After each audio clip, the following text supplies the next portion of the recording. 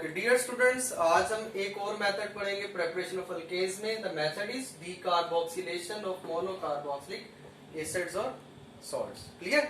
अच्छा, इसमें डी का मतलब जहां पे वर्ड डी आ जाए बेटा आपने देख लेना, डी का मतलब होता है रिमूवल। इस चैप्टर में बार बार आएगा। कार्बोक्सिलेशन का मतलब होता है removal of carboxyl group from acids. कौन से एसिड में से? मोनोकार्बोक्सिलिक एसिड जिसमें एक कार्बोक्सिल ग्रुप होता है। क्लियर? ओके, तो सॉल्ट्स क्या होते हैं मैं ये साथ साथ बता दूंगा फर्दर। मैं इसके एक रिएक्शंस लेते हैं। सपोज मैं कहता हूं ये मेरे पास एक जर्नल कोई एसिड है,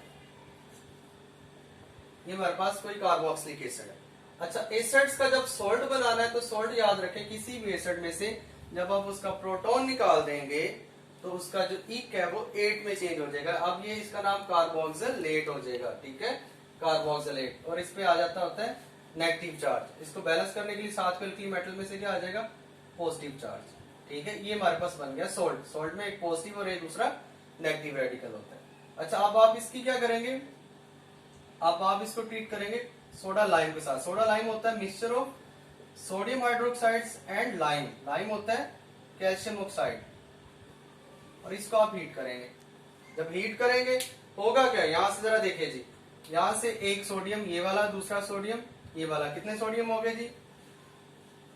Na2। यहां से CO2, एक ऑक्सीजन यहां से, तो CO2 और ये एक ऑक्सीजन मिलके CO3 बन गए। क्या बच गया? सिर्फ एक H बच गया। ये H इस R के साथ मिल जाएगा तो अल्काइल में दोबारा आप हाइड्रोजन को ऐड कर देंगे तो वो क्या बन जाती है? अल्केन बन जाती है। क्लियर है जी? अच्छा, ये था जनरल मेथड्स। अब इसको हम स्पेसिफिक करते हैं। इस R की जगह पे अगर मैं कह देता हूं कि मैं ले आता हूं मिथाइल ग्रुप। ठीक है, ये आ गया मिथाइल ग्रुप। ये वही चीज है, एसिड आ गया, ऑक्सीजन पे क्या आ गया? नेगेटिव चार्ज है, सोडियम पे क्या आ गया? Positive charge. अब आप इसको ट्रीट करें सोडा लाइम के साथ, sodium hydroxide and calcium oxide, और इसको हीट करना है आपने। वही चीज है, यहां से एक सोडियम, एक यहां से सोडियम, क्या हो गया जी? Na2, यहां से CO2, यहां से एक ऑक्सीजन CO3 प्लस ये H दोबारा CH3 में ऐड हो जाएगा तो CH4 आपका मीथेन अल्केन बन गई। इसमें आप जरा देख रहे हैं रिमूवल ऑफ कार्बोक्सिल ग्रुप या कार्बन डाइऑक्साइड इसमें से रिमूव हो जाती है। इसको फर्दर ट्रीट करेंगे तो कार्बन डाइऑक्साइड इसमें क्या हो जाती है? रिमूव हो रही होती है। ओके, ये आपका एक मेथड था। इसमें एक और बड़ा इंपॉर्टेंट मेथड आता है, वो है कोब्स इलेक्ट्रोलाइटिक मेथड। कोब्स इलेक्ट्रोलाइटिक मेथड, ठीक, ये लॉन्ग क्वेश्चन में आता होता है। क्लियर है जी? अच्छा, इसमें कुछ पॉइंट्स आपने याद करने हैं कि कोब्स इलेक्ट्रोलाइटिक मेथड में क्या होता है कि आप इलेक्ट्रोलिसिस करते हैं। इलेक्ट्रोलिसिस किसकी करते हैं? Electrolysis of concentrated solution of sodium और पोटाशियम सॉल्ट्स। इनके सॉल्ट्स की आप इलेक्ट्रोलिसिस करते हैं। एक और बड़ा इंपॉर्टेंट पॉइंट आपने याद करना है कि this method is use for the preparation of symmetrical alkanes. मतलब ये एसिमेट्रिकल अल्केन्स फिर प्रिपेयर नहीं करेगा, सिमेट्रिकल अल्केन्स की प्रिपरेशन के लिए इस्तेमाल होता है। सिमेट्रिकल अल्केन्स क्या होती हैं? That contain even number of carbon, जिसमें इवन नंबर ऑफ कार्बन होती हैं, even number of carbon atoms होंगे, उनको प्रिपेयर करता है। फॉर एग्जाम्पल मैं अगर बात करूं मीथेन की, तो क्या मीथेन को प्रिपेयर करेगा? नो। तो दिस मेथड, इस मेथड से आप मीथेन को प्रिपेयर नहीं कर सकते। Methane can not be prepared by this method. ये दोनों आपने पॉइंट्स ऐसा याद करने हैं एमसीक्यूज के लिए। ठीक है, एमसीक्यूज के लिए इसको आपने ऐसा तैयार कर लेना। क्लियर हो गया? अच्छा, अब इसकी एक जनरल इक्वेशन हम लिखते हैं, फिर इसका मैकेनिज्म भी करेंगे।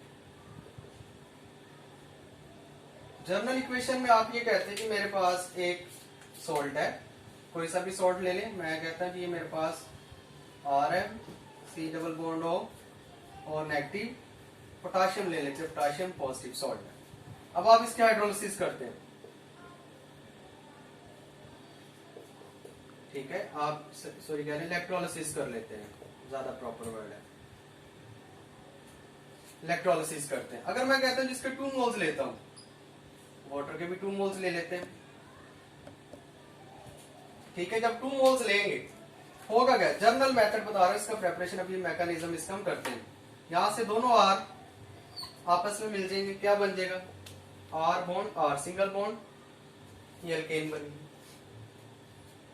ओके, यहाँ पे आप जरा देखेंगे हमारे पास कितने पोटाशियम पड़े हुए, 2 पोटाशियम है, 2 यहाँ पे हाइड्रोक्साइड है, दोनों मिलके क्या बना देंगे, 2 मोल्स पोटाशियम हाइड्रोक्साइड। ये भी क्लियर हो गया। ओके, यहाँ से पोटाशियम, यहाँ से क्या चीज आ गई, कार्बन डाइऑक्साइड, कितने मोल्स हैं, 2 मोल्स, तो 2 मोल्स यहाँ पे आपके पास क्या रिलीज हो जाएगी, कार्बन डाइऑक्साइड। सिर्फ 2 हाइड्रोजन बच गए, तो दोनों मिलके क्या हो जाएंगे, H2 गैस रिलीज कर देंगे।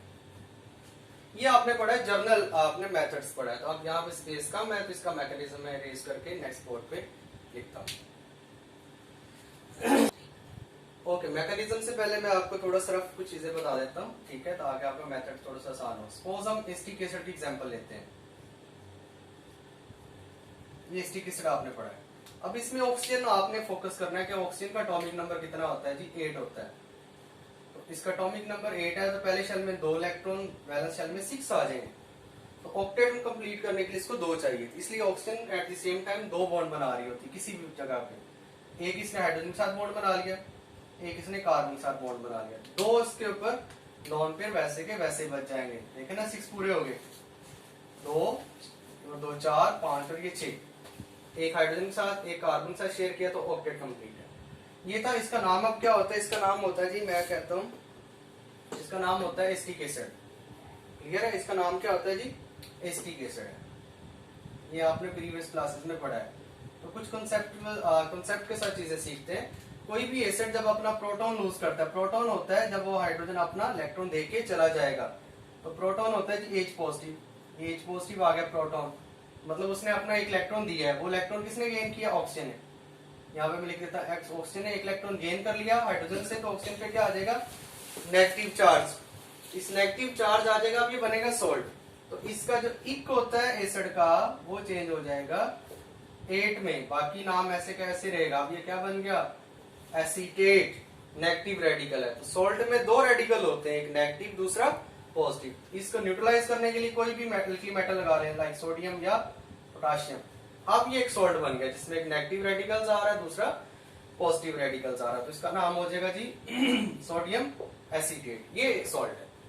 तो ये आपको नेगेटिव का कंसेप्ट क्लियर होना चाहिए। इलेक्ट्रॉन्स लाजमी, अब देखे ना, 2 2 4 2 6 और इस ऑक्सीजन के पास 7 इलेक्ट्रॉन होने, तो 6 चाहिए थे, इसका मतलब एक उसने गेन किया, इस वजह से उस पर एक नेगेटिव चार्ज। क्लियर है, ये चीजें आपको समझ आएंगी। तो अब इसको मैं रेज करके आपको मैकेनिज्म समझाने की कोशिश करता हूँ। ओके जी, यहाँ पे जरा देखें जी, मैं कहता हूँ जी आप CH3 एक मिथाइल, ये आपके पास, या इसका आईयूपैक नेम जरा देखें, तो मैं इस सॉल्ट्स को लिखूंगा, ऑक्सीजन पे इलेक्ट्रॉन पेयर भी शो करूंगा लाजमी, 1 2 3 4 5 6, और ऑक्सीजन पे क्या चार्ज था, नेगेटिव, और इसके साथ इसको न्यूट्रलाइज करने के लिए पोटाशियम या सोडियम, पोटाशियम ले लेते हैं, पोटाशियम एसीटेट। अगर इसके 2 मोल्स में लेता हूं, ठीक है, इसकी क्या करता है, आयोनाइजेशन करते हैं। आयोनाइजेशन जब इसके हम करेंगे, ठीक है, वाटर के प्रेजेंस में, तो आपको पता है कि पॉजिटिव और नेगेटिव आयन सेपरेट हो जाएंगे, तो अब आप इससे उनको सेपरेट करके लिखेंगे, 2 दोनों के साथ आ जाएगा, तो आपके पास 2 moles acetate CH3 C double bond O, और ऑक्सीजन पे नेगेटिव चार्ज है, और नेगेटिव चार्ज के साथ बुक पे ये लॉन पे शायद नहीं लिखे हुए, आपने याद करने हैं। ऑक्सीजन पे क्या आ गया, नेगेटिव चार्ज, प्लस कितने पोटाशियम आएंगे, 2 मोल्स पोटाशियम आयंस की आपने लाजमी लिखेंगे यहाँ पे, ठीक है जी। ओके, अब जब इलेक्ट्रोलिसिस होगी तो डेफिनेटली एक हमारे पास नोड इलेक्ट्रोड होता है, तो मैं यहाँ पे लिख देता हूँ जी एट अ नोड। और अब आपको ये बेसिक चीजें पता होनी चाहिए कि नोड पे क्या होता है जी, नोड पे होती है ऑक्सीडेशन, और नोड पे होता है पॉजिटिव चार्ज। तो कौन सा रेडिकल भाग के जाएगा, एसीटेट, नेगेटिव रेडिकल्स यहाँ पे भाग के जाएगा नोड पे, और वो इलेक्ट्रॉन्स को लूज करेगा, अपनी ऑक्सीडेशन करेगा, राइट। अब एसीटेट आयंस माइग्रेट करते हैं, ये मैं यहाँ पे लिखता हूँ। देखिए दोबारा से वही चीज अगर आपने सीख लिया है, तो ऑक्सीजन पे नेगेटिव चार्ज क्यों आ रहा है, इलेक्ट्रॉन पेयर्स को मैं यहाँ पे लिखता हूँ 1 2 3 4 5 6, ये नेगेटिव चार्ज है, कितने मोल से, 2 मोल्स, 2 मोल्स आ रहे हैं हमारे पास। अब आप इसकी इलेक्ट्रोलिसिस करेंगे जब, ठीक है, यहाँ पे क्या हो रही है जी, इलेक्ट्रोलिसिस। तो ये अपने इलेक्ट्रॉन को लूज करेगा। ऑक्सीजन ने कितना इलेक्ट्रॉन एक्स्ट्रा गेन किया, एक। अगर इस 2 को भूल जाए, 2 तो 4 तो 6 और 1 7 यहाँ पे बॉन्डिंग में, तो एक इलेक्ट्रॉन एक मॉलिक्यूल लूज करेगा। टोटल 2 मॉलिक्यूल्स हैं तो 2 इलेक्ट्रॉन लूज करेंगे। यहाँ पे मैं लिख देता हूँ 2 इलेक्ट्रॉन लूज करेंगे, प्लस बाकी जो बचा है वैसे का वैसे लिखे 2CH3 C double bond O oxygen. अब ऑक्सीजन में एक मॉलिक्यूल से एक गया है, बाकी कितने बच गए, 2 लोन पे और एक यहाँ पे बच जाएगा। उसको रिप्रेजेंट करते हैं 1 2 3 4 5। यहां से ये वाला सपोज एक चला गया है, एक मॉलिक्यूल, तो 2 में से 2 चले गए। अब जब इलेक्ट्रॉन लूज हो जाए तो चार्ज कौन सा आता है, पॉजिटिव। एक इलेक्ट्रॉन लूज किया है, पहले कौन सा मौजूद था, नेगेटिव। तो पॉजिटिव नेगेटिव एक दूसरे को न्यूट्रलाइज कर देंगे। अब इस पे कोई चार्ज नहीं है। इसको कहते होते हैं रेडिकल। इस चीज को क्या कहते हैं जी, रेडिकल। और रेडिकल एक और कंसेप्ट होता है ऑड नंबर ऑफ इलेक्ट्रॉन्स हम कहते हैं। काउंट करें 2 तो 4 और 1 5। बुक ने सिर्फ ये सिंगल वाला रिप्रेजेंट किया, ये 2 वाले लोन पे रिप्रेजेंट नहीं किया। आप इसको करेंगे। ओके, नेक्स्ट स्टेप में क्या होता है जी, आपका ये जो रेडिकल बना है ये डिकम्पोज होगा। ये रेडिकल आपका डिकम्पोज होगा। CH3, ये ऑक्सीजन पे इलेक्ट्रॉन पेयर्स आप शो करें, 1 2 3 4 ये 5। कितने मॉलिक्यूल्स हैं, 2 मॉलिक्यूल्स हैं। 2 को मैं यहाँ पे लिख देता हूँ। क्लियर है। अच्छा, अब यहाँ पे आपने एक जो टेक्निकल चीज सीखनी है वो बड़ी इंपॉर्टेंट है, वो आप एरो सीखेंगे। एरो, ठीक है, यहाँ पे एरो जरा देखिएगा।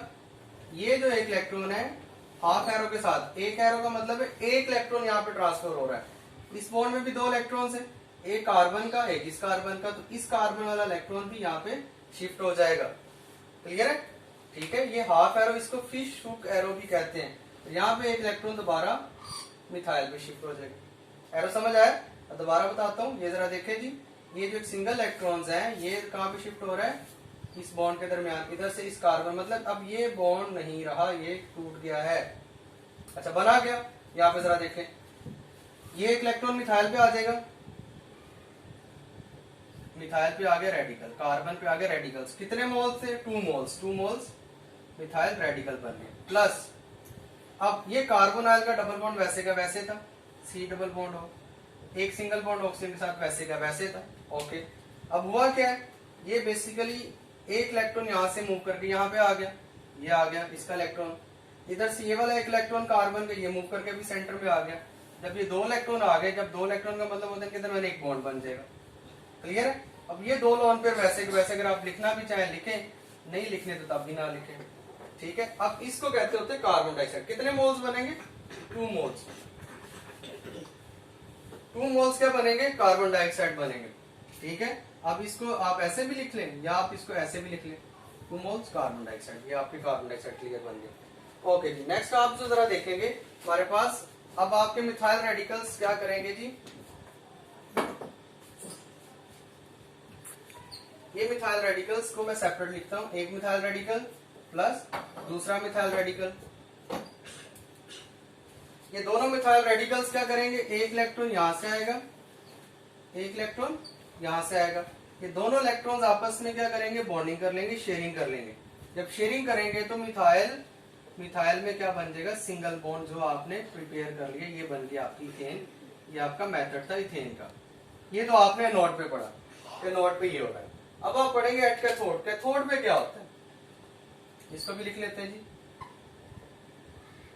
At cathode. तो कैथोड पे क्या होगा, नेगेटिव चार्ज होता है, तो कौन सा आयन भाग के जाएगा, पॉजिटिव आयन। लेकिन सोल्यूशन में क्या मौजूद है, वाटर भी है। तो आपको पता होना चाहिए कि वाटर का रिडक्शन पोटेंशियल क्या होता है, ज्यादा होता है। तो अब आप यहाँ पे जरा देखेंगे कि मैं कहता हूँ ये वाटर आ गया।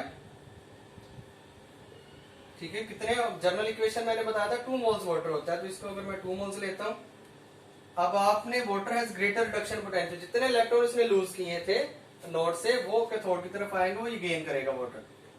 क्लियर हो गया। अच्छा, जब ये गेन करेगा तो अब जरा देखें, वाटर जब आयोनाइज होता है, आपको पता होना चाहिए ये इलेक्ट्रॉन अगर यहाँ वाटर जब आयोनाइज होता है तो हाइड्रोक्साइड आयन बनते हैं। कितने हाइड्रोक्साइड आयन बनेंगे, जितने मोल्स लिए 2 है तो 2 हाइड्रोक्साइड्स प्लस 2 प्रोटॉन्स बनने थे। क्लियर है ना। लेकिन जब ये 2 इलेक्ट्रॉन ये प्रोटॉन्स गेन करेंगे तो इनके दरमियान क्या बन जाएगा, हाइड्रोजन ऐसे बन जाएंगे ना, दोनों इलेक्ट्रॉन्स की वजह से ये बॉन्ड बन जाएगा, और इसको हम जर्नल क्या कहते होते हैं, H2 कहते हैं। तो H2 गैस क्या हो जाएगी, रिलीज हो जाएगी। अब सोल्यूशन में हाइड्रोक्साइड नेगेटिव आयंस पड़े और पॉजिटिव आयंस भी पड़े, तो वो दोनों आपस में मिलेंगे। 2 मोल्स पोटाशियम हाइड्रो आयंस और 2 मोल्स हाइड्रोक्साइड आयंस, ये दोनों आपस में मिलके क्या करेंगे जी, ये आपस में मिलके पोटाशियम हाइड्रोक्साइड बना देंगे। अब कंक्लूजन ये करते हैं कि हमारे पास ये लॉन्ग तो आपने तैयार कर लिए, इथेन बन गया, लेकिन इसके साथ आपने फोकस किया होगा बाय प्रोडक्ट बहुत ज्यादा बने। कौन कौन से बाय प्रोडक्ट्स, एक आपके पास ये बाय प्रोडक्ट बन रहा है, ये एक आपके पास ये बाय प्रोडक्ट बन रहा है, एक आपके पास ये बाय प्रोडक्ट बन रहे हैं। तो असल तो प्रोडक्ट आपका इथेन था, तो इथेन के साथ आपके पास बाय प्रोडक्ट्स बहुत ज्यादा बनते हैं। यही इस मेथड की लिमिटेशंस होती है, इसलिए इस मेथड को ज्यादा इस्तेमाल नहीं किया जाता।